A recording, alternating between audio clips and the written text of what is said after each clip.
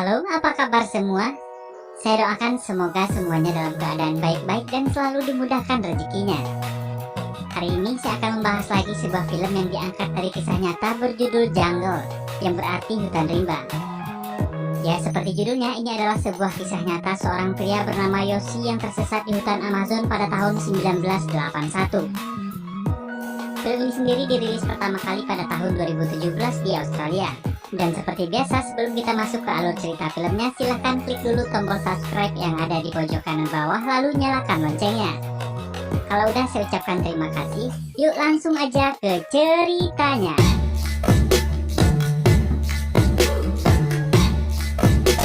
Berkisah awal tahun 1981, seorang mantan tentara Israel bernama Yoshi Ginsberg melakukan perjalanan ke Bolivia, Amerika Selatan.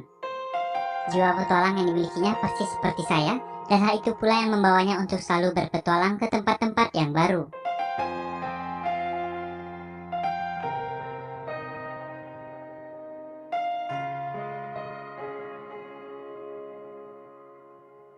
Di perjalanan dalam sebuah kapal, Yoshi bertemu dengan Marcus Stem, seorang guru sekolah yang hampir aja ketinggalan.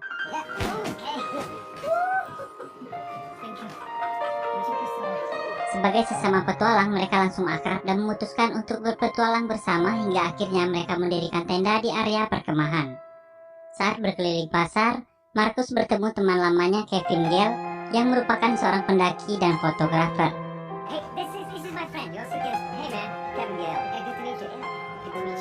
Dan diketahui ternyata Kevin adalah pendaki yang telah berhasil mendaki semua gunung yang ada di Amerika Selatan. Kemudian Yoshi berkenalan dengan seorang wanita dan mereka minum-minum di perkemahan dan tertidur.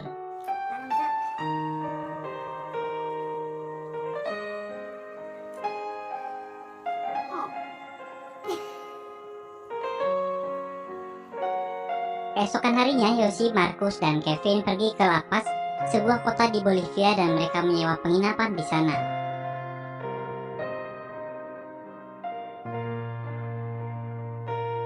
Ketika Yoshi sedang berjalan di pasar, Yoshi disapa oleh orang asing dari Austria bernama Karl Rupecher. Lalu mereka mulai berbincang dan menceritakan pengalamannya. Karl bercerita dia pernah bertemu suku pedalaman, mendulang emas dan menikmati keindahan pedalaman hutan Amazon.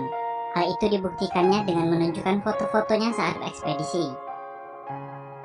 Karl mengajak Yoshi untuk mencari suku Toromonas, suku yang memiliki harta karun tersembunyi. Mendengar hal tersebut, Yoshi menjadi semakin bersemangat. Dia mengajak teman-temannya untuk bergabung. Mereka hanya diminta $50 per orang untuk bekal di perjalanan. Selanjutnya, mereka dijanjikan bongkahan emas oleh Karl untuk dibawa pulang. Setelah menyiapkan perbekalan, kemudian mereka berangkat menggunakan pesawat menuju Madidi, Amazon. Sesampainya di tujuan, Yoshi, Marcus, Kevin, dan Karl memulai perjalanannya.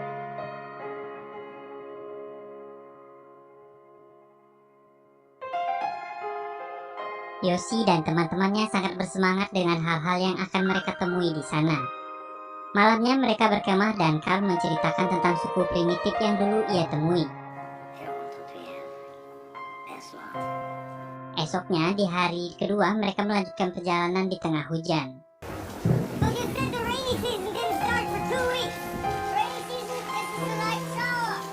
Pada hari ketiga, Marcus mulai kelelahan dan memperlambat gerak mereka. Lalu Marcus berteriak memanggil Karl.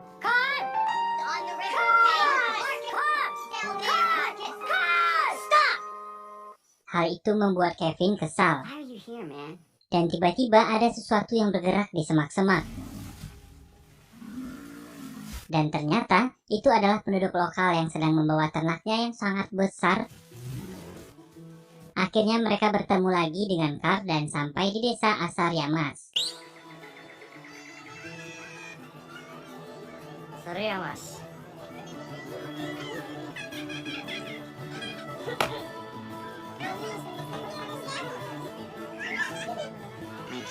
Penduduk desa terpencil di hutan Amazon ini sangat ramah dan bersahaja, dan Karl terlihat sudah sangat akrab di sana.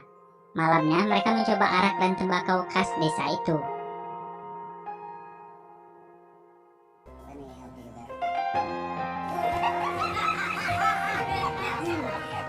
Esoknya di hari keempat, Markus yang telah mengobati lukanya, Carl dan Yoshi mendulang emas di sungai. Lalu mereka berjalan melintasi sungai dan menemukan sekumpulan kupu-kupu di sana.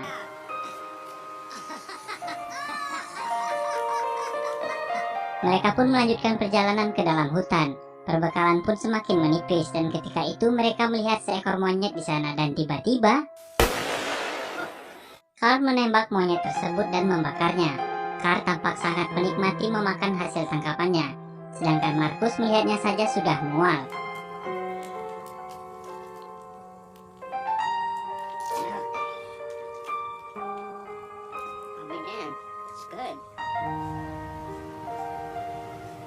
Dan keesokan harinya di hari kelima, kondisi Markus semakin lemah yang menyebabkan mereka lebih sering beristirahat daripada berjalan.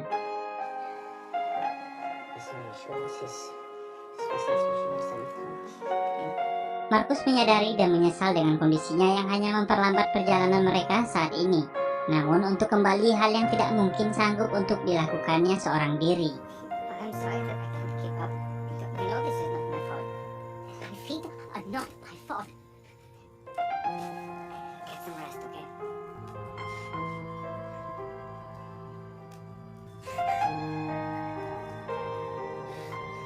Di pagi harinya mereka berdiskusi bagaimana caranya agar Markus bisa berjalan tanpa memperlambat perjalanan mereka.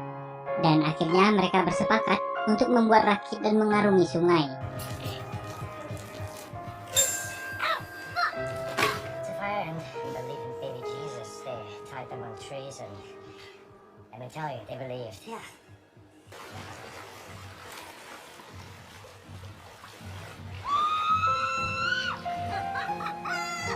Awalnya perjalanan mereka menggunakan rakit sangatlah menyenangkan.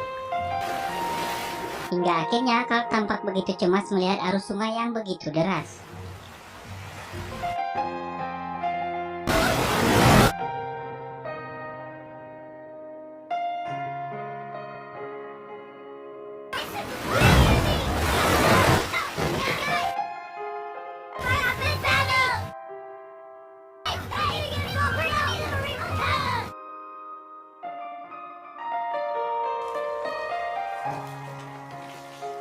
Karena emosi, kemudian Carl meninggalkan mereka di tepi sungai dan masuk ke dalam hutan untuk berburu.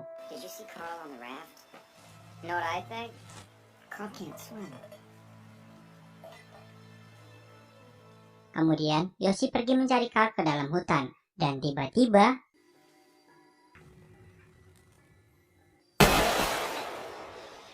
ternyata ada jaguar yang sedang mengintai mereka. Akhirnya, karena Carl dan Kevin tidak sepemikiran, mereka memutuskan untuk berjalan masing-masing. Carl dan Markus berjalan menyusuri hutan, sementara Kevin dan Yoshi mengarungi sungai. Sebelum berpisah, Carl berpesan kepada mereka agar tidak mengarungi Malpaso San Pedro. Itu adalah jeram deras yang diapit dua batu besar, dan jarang ada orang yang selamat saat mengarungi jeram tersebut.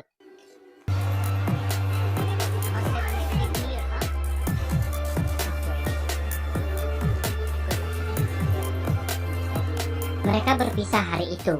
Kevin dan Yoshi berangkat menyusuri sungai, sementara Carl dan Markus masuk kembali ke dalam hutan. Dan ini adalah momen yang tak akan pernah dilupakan Yoshi dan Kevin, karena Markus dan Carl tak pernah keluar dari hutan, dan hingga saat ini mereka berdua tak pernah ditemukan. Oke, lanjut. Lalu sampailah mereka ke Malpaso San Pedro. Seperti yang dikatakan Carl sebelumnya, arusnya terlalu deras, hingga mereka kesulitan untuk mengendalikan rakit.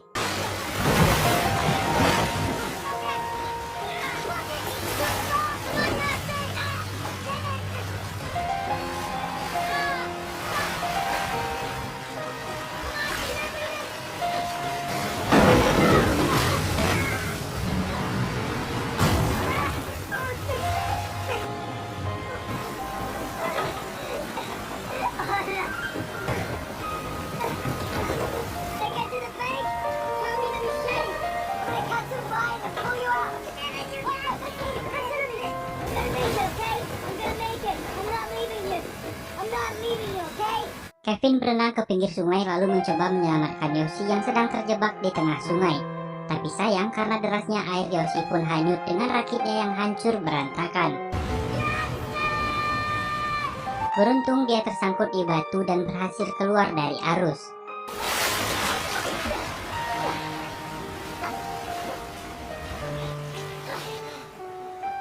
Dia mencoba mencari dan memanggil-manggil Kevin, namun tidak ada yang menjawabnya.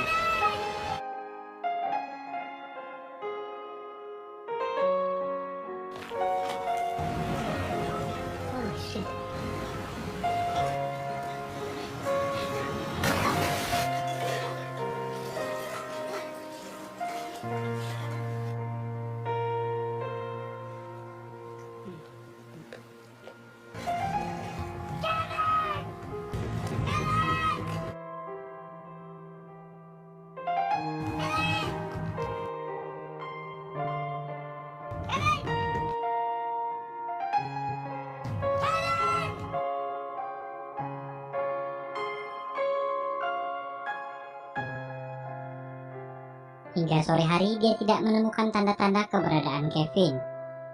Di hari ke-6, Yoshi memutuskan untuk melanjutkan perjalanannya. Di saat kondisi yang sudah lelah dengan perut yang lapar, akhirnya Yoshi menemukan buah-buahan. Tapi tiba-tiba